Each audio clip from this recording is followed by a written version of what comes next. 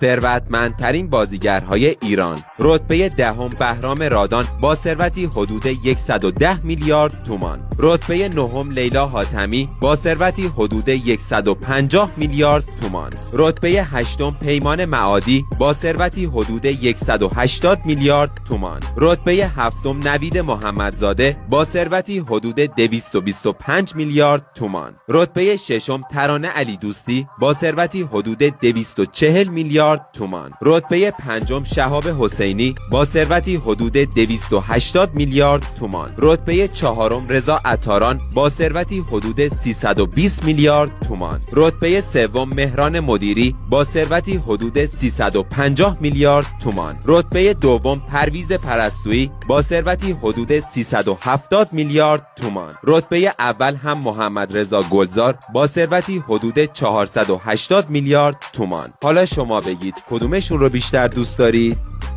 دانستنی های برتر جهان را در فکت فارسی وان مشاهده کنید.